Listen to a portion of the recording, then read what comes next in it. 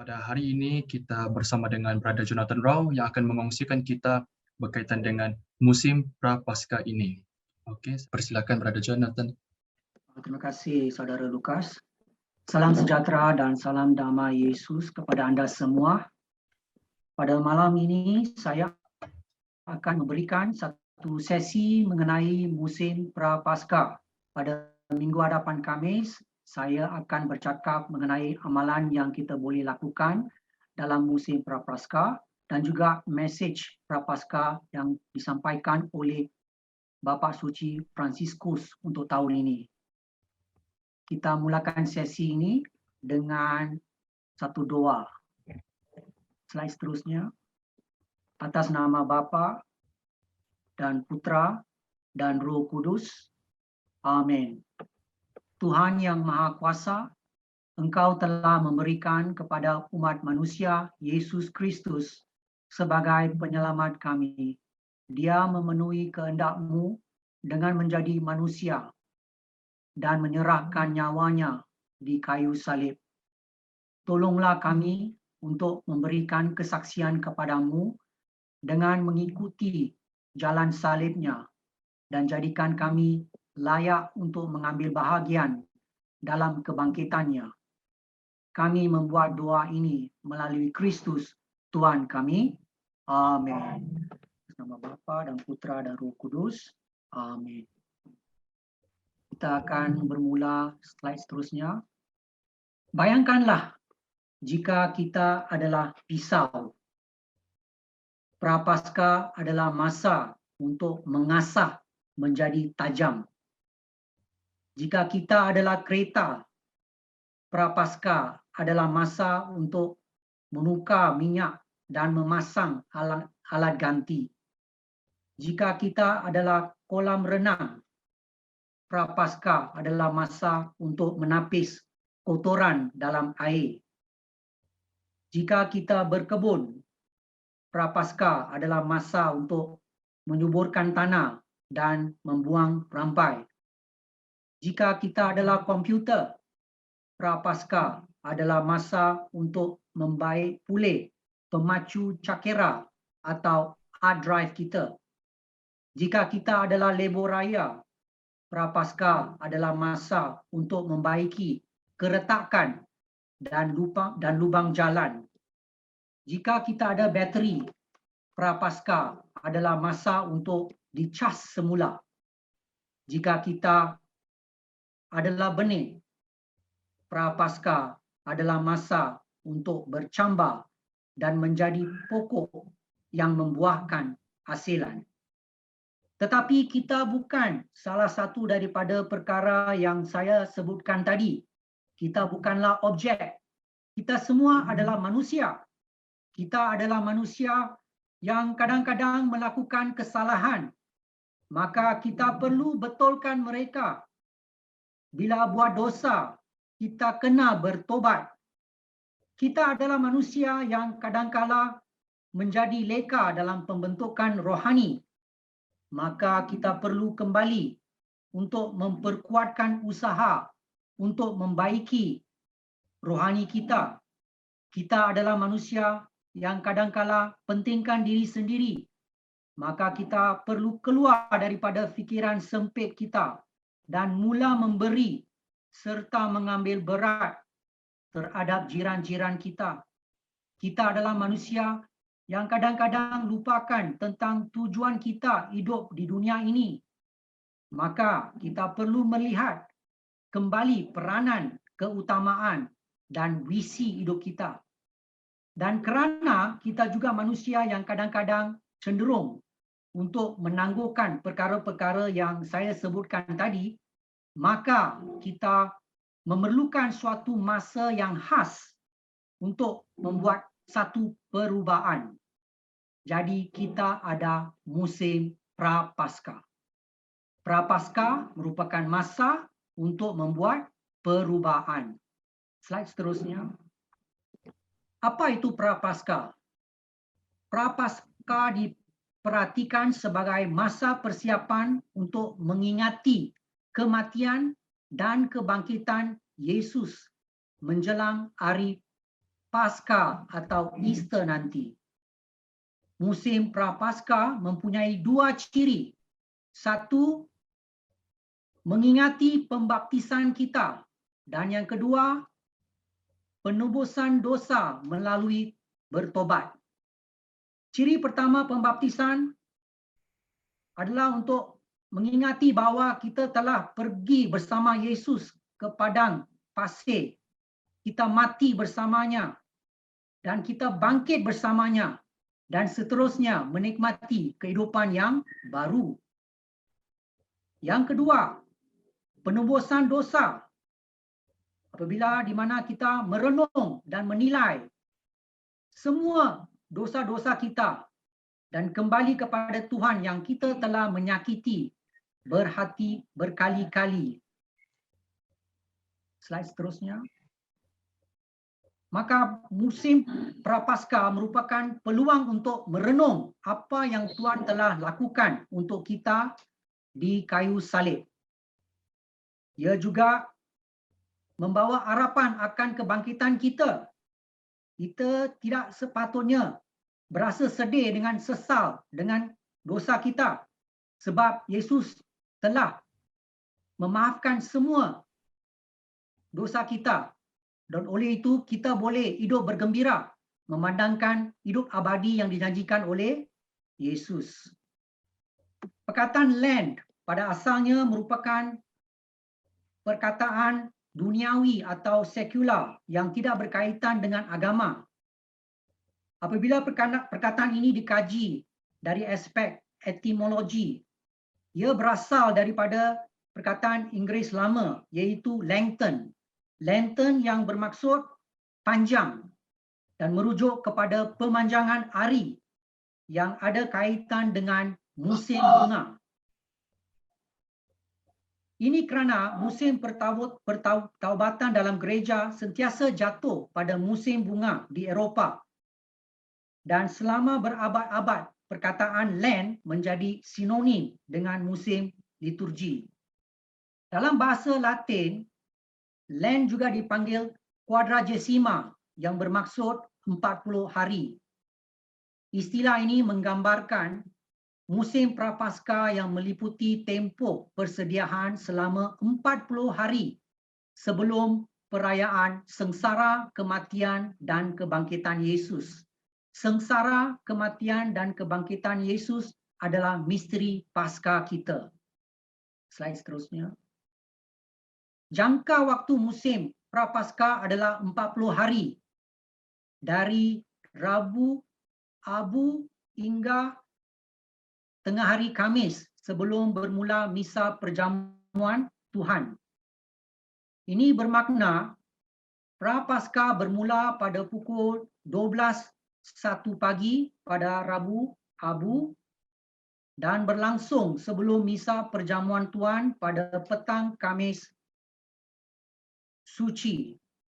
Sebaik saja misa perjamuan Tuhan bermula, ia adalah musim liturgi baru iaitu Triduum atau Tri-Arian Paskah yang meliputi 3 peristiwa, Khamis Suci, Jumaat Agung dan Malam Paskah atau Easter Vigil. Pada tahun ini, Paskah bermula pada 2 Mac, iaitu hari semalam, dan berakhir sebaik saja misa perjamuan Tuhan bermula pada hari Khamis 14 April. Mengapa nombor 40 itu penting?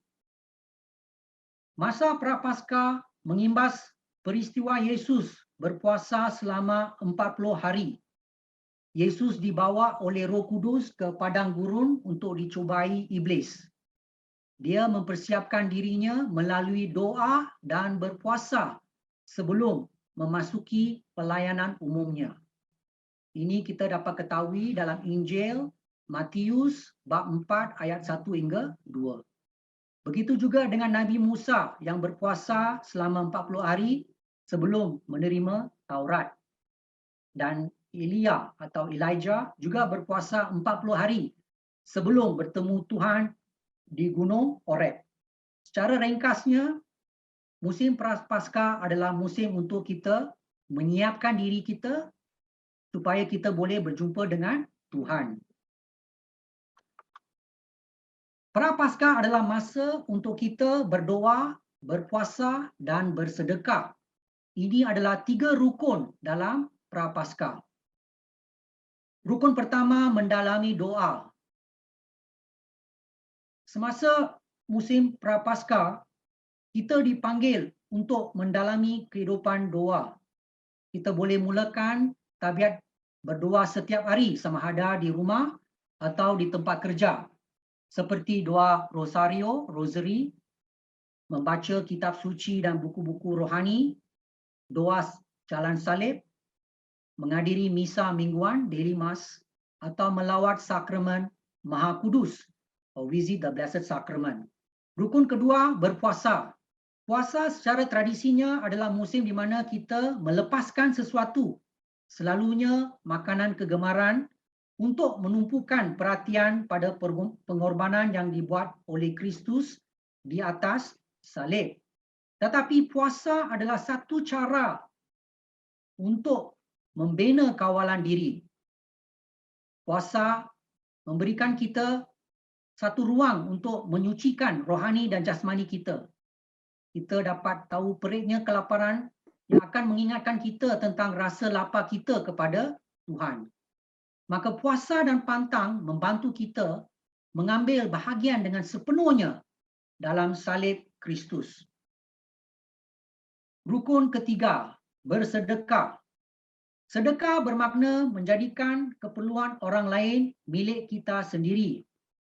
Salah satu pengajaran utama salib atau kayu salib Yesus ialah belas kasihan. Daripada belas kasihan yang timbul, kita dapat memikul bebanan berat di mana kita dapat membantu dan menghargai penderitaan orang lain. Kita juga dapat berkongsi barang material kita sebagai satu cara kita memberi sesuatu kepada jiran-jiran kita. Kita juga dipanggil untuk mencari masa untuk mendengar dan melawat orang yang memerlukan perhatian. Apakah peraturan puasa semasa Prapaskah? Ingat bahawa Rabu, Abu dan Jumaat Agung adalah hari wajib berpuasa. Undang-undang puasa ini mengikat mereka yang berumur dari 18 hingga 59 tahun. Tetapi pengecualian diberikan atas sebab yang munasabah. Contohnya keadaan perubatan yang memaksa untuk makan lebih kerap. Sistem puasa yang diwajibkan ini hanya membenarkan satu hidangan penuh sehari dan bahagian kecil atau makanan ringan pada waktu pagi dan malam. Contohnya, pada hari kita nak berpuasa, kita bercadang untuk ambil full portion untuk makan makanan malam. Jadi untuk makanan pagi dan makanan tengah hari, kita ambil small portion. Contoh small portion ialah kita minum air dan makan roti atau snack ringan, atau minum Milo, kopi atau teh yang dikira sebagai small portion. Berpantang.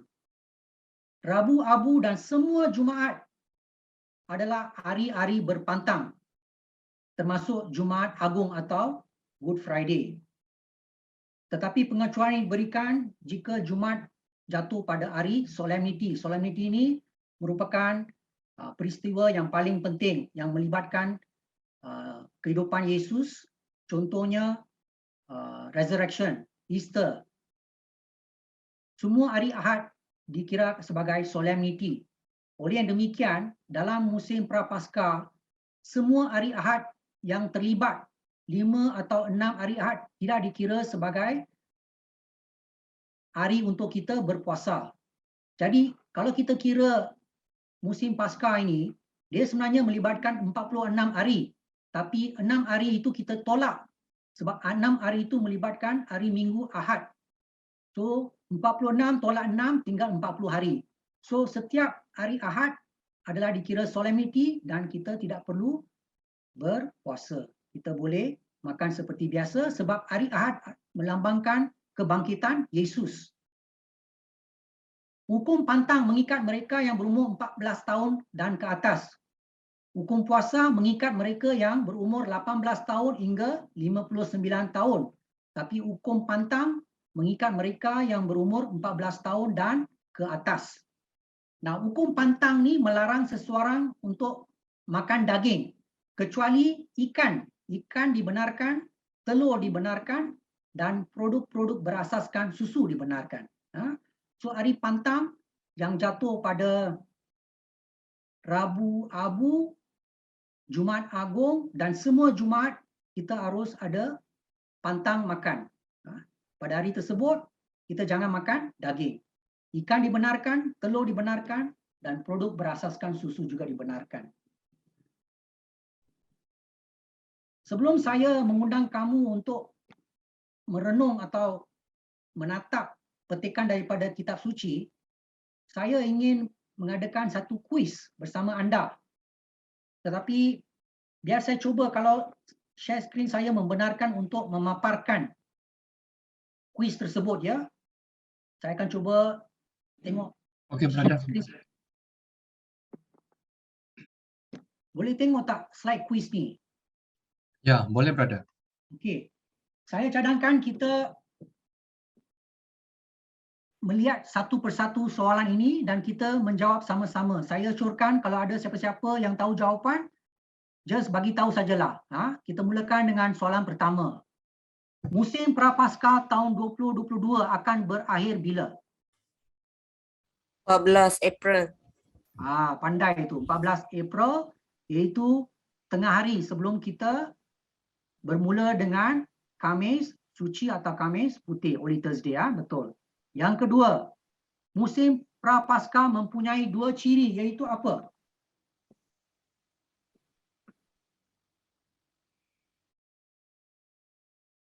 Satu adalah ia memperingati pembaptisan kita. Yang kedua adalah penebusan dosa. Betul tak?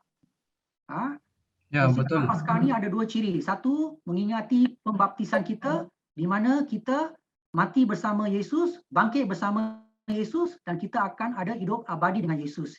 Yang kedua adalah penebusan dosa di mana kita bertobat atas semua dosa kita. Okey? Yang ketiga, warna liturgi dalam musim Prapaskah. Apa warnanya? Purple. Ungu. Tengok pada slide tu ada warna apa kat situ? Ungu. So kalau nampak slide tu dah tahulah itulah warna liturgi untuk musim Prapaskah, ungu ya. Okey, Tri Hari Paskah merangkumi 3 peristiwa. Tridum kita merangkumi 3 peristiwa. Apa dia tu? Khamis suci. Bukan Rabu Suci. Ini selepas Berdoa. musim Prapaskah ada Tridum. Liturgi baru akan bermula. Kita bermula dengan Khamis Suci, Jumaat Jumaat Agung, Agung. Jumaat dan Agung. Sabtu suci. Sabtu suci kan? okey, itu adalah malam Esther. Paskah. malam Paskah. Malam Easter Paskah. Vigil. Okey ya. Okey, soalan nombor 5. Jangka masa 40 hari dalam musim Prapaskah termasuk hari Minggu Ahad. Betul atau salah? Salah. Salah. Saya Sebab baru hari bagi tahu Minggu jawapan tadi hari kan. solemnity. Dalam jumlah musim Prapaskah sebanyak 46 hari, 6 hari Ahad ditolak. Mereka bukan dikira sebagai hari untuk Puasa. berpuasa. Puasa. Okey. Soalan nombor 6. 3 rukun dalam Prapaskah. Apakah 3 rukun? Berdoa. Doa, puasa, Berpuasa. sedekah. Berpuasa, bersedekah. Pandai pun dah tahu 3 rukun. Gabi. Berdoa, bersedekah. Okey, soalan nombor 7. Selain Rabu Abu, hari lain yang diwajibkan untuk berpuasa dalam menyambut misteri Paskah adalah Hari Jumaat. Jumaat. Jumaat. Jumaat. Agung. Jumaat Agung. Agung, Good Friday. Okey, misteri Paskah meliputi 3 perkara. Apa dia? Misteri. Misteri. Sengsara, kematian, dan kebangkitan. Bagus, Ya. betul.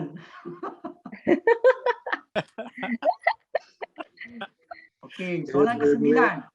Hukum pantang mengikat mereka yang berumur 18 tahun ke atas. Betul atau salah? Salah. Betul. Betul. Salah. 14 ke atas. Betul. Hukum pantang Salah. mengikat Betul. mereka yang berumur 14 tahun. Hukum puasa mengikat mereka yang berumur 18 tahun hingga 59 9. tahun. Betul. Tahu. Okey, yang untuk soalan 10 ni, dia tak ada jawapan betul atau tidak. Salah ya. Apabila memikirkan musim Prapaskah, apakah imej yang timbul serta-merta dalam minda atau hati saya? Siapa mau jawab ni? Bertobat. Yesus di kayu salib. Kayu salib, lagi? Bersederhana. Lagi? Yesus dicoba iblis. Lagi? Pentobatan. Pertobatan. Okey. Lagi? Berubahlah. Masa untuk membuat perubahan. Lagi?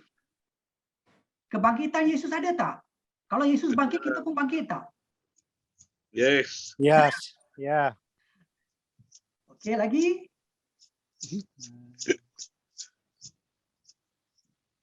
Itu saja ke? Imej yang timbul? Berdoa. Berdoa, bersedekah, apa-apalah imej yang timbul, ini adalah satu yang peribadi ya. Tiada jawapan betul atau salah. Okey, cuma kamu dipelawa untuk merenung. Kalau tiba musim Prapaskah, apakah imej yang tiba-tiba timbul? Ada orang rasa takut sebab dia kena berhentikan apa yang dia selalu buat atau dia kena menjadi seorang yang kudus. Tetapi kita tidak perlu berfikir benda-benda yang terlalu abstrak. Apa yang memikat minda kita, apa yang memikat hati kita, itu yang penting. Sebab ini adalah perjalanan rohani bersama Yesus kita ya. So, setiap orang mempunyai salib tersendiri. Ada yang membawa salib besar, ada yang membawa salib kecil, ada yang membawa salib sederhana. Setiap mempunyai makna yang berlainan untuk setiap orang. So musim Prapaskah ni merupakan satu yang menyentuh hubungan kamu dengan Yesus. Okey, kita akan pergi ke slide seterusnya. Kita balik kepada slide di mana ada petikan daripada kitab suci ya.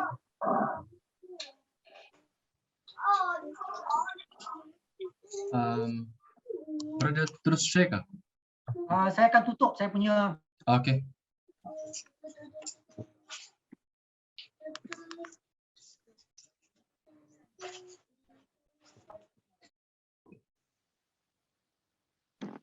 Kita akan pergi kepada slide di mana ada petikan daripada kitab suci.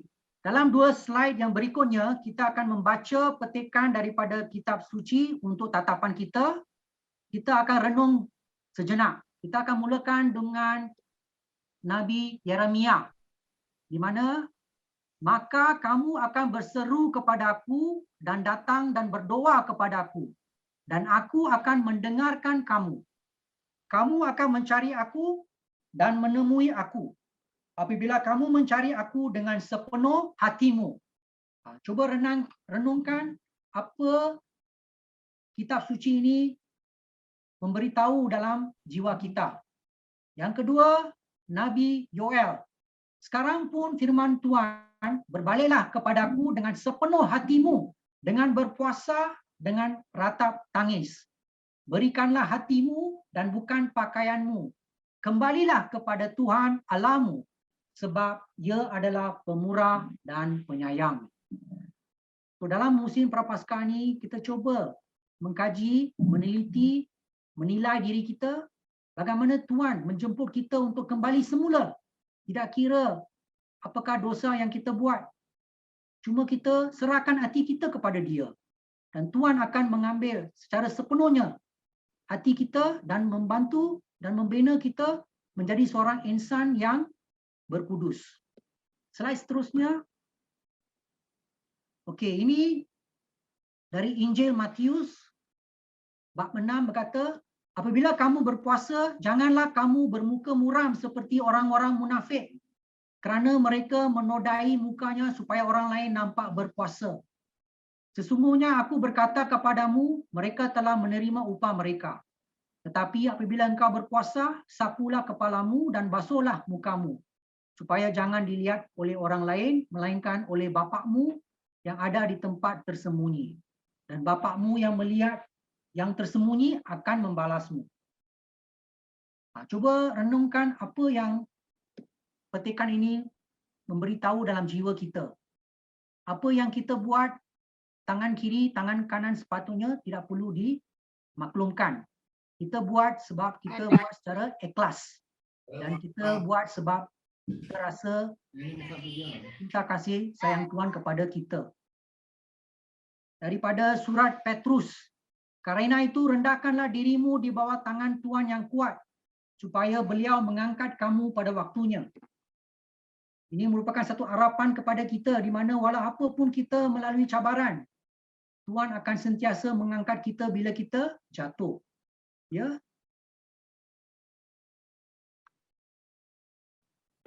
Okey, slide yang ini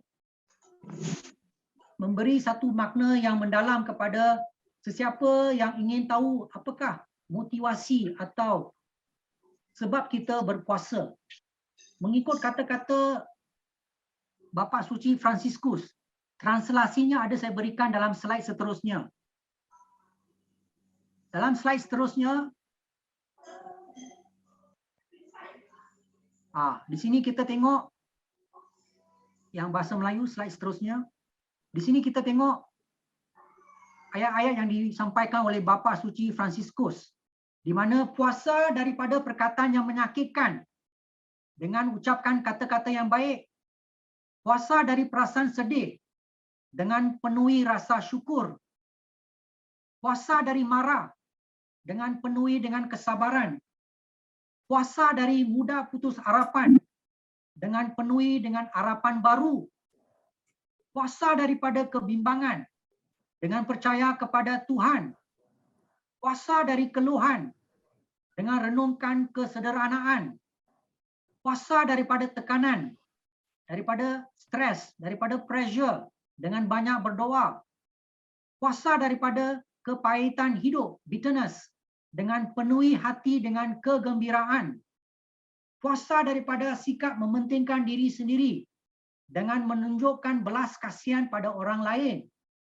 puasa dari dendam dengan berdamai dan bermaafan, puasa dari perkataan dengan berdiam supaya boleh mendengar suara hati dan juga suara Tuhan.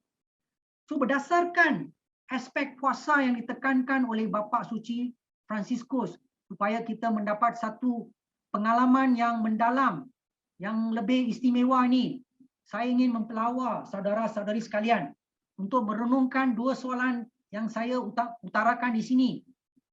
Soalan pertama, bolehkah saya mengenal pasti kelemahan diri saya yang perlukan perubahan? Yang kedua, bagaimanakah amalan puasa dalam musim Prapaskah ini dapat memberikan makna yang mendalam kepada diri saya? Saya berikan masa selama 5 minit untuk membuat satu renungan peribadi melalui dua soalan yang saya utarakan. 5 minit.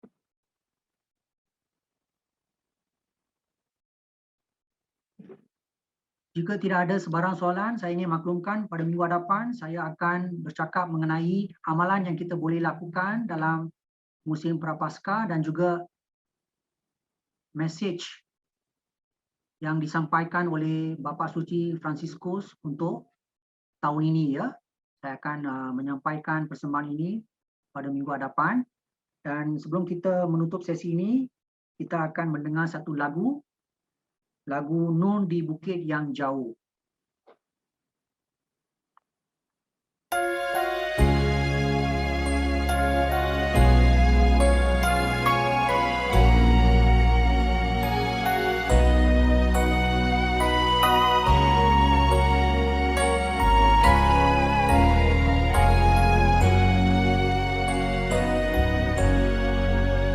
Nun di bukit yang jauh, tampak kayu salib, lambang kutuk nestapa celah. Salib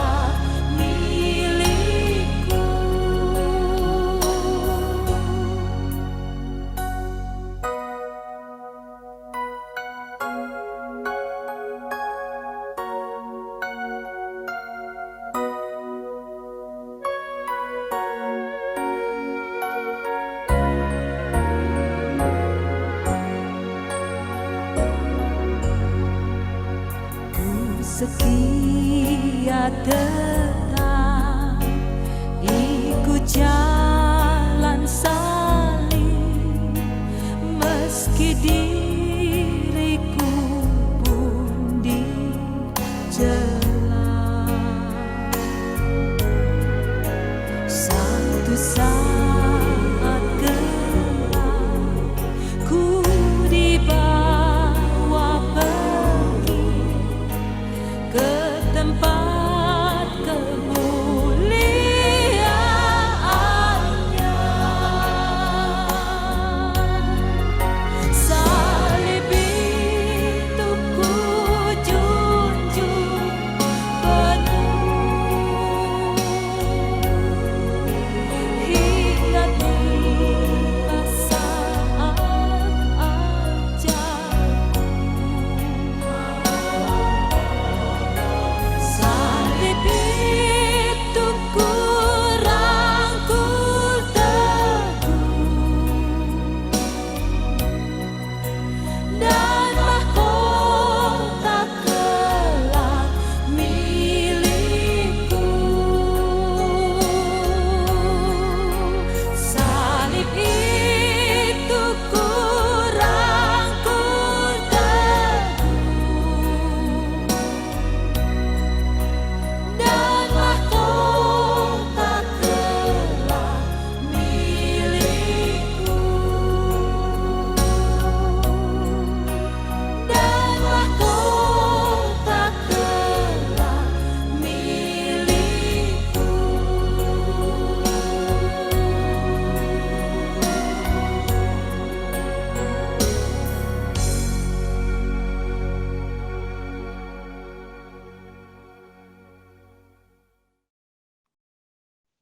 Okey, kita akan buat satu doa Bapa kami ya sebelum kita menutup sesi ini. Bapa kami yang ada di syurga, dimuliakanlah namamu, datanglah kerajaanmu, jadilah kehendakmu di atas bumi seperti di dalam syurga.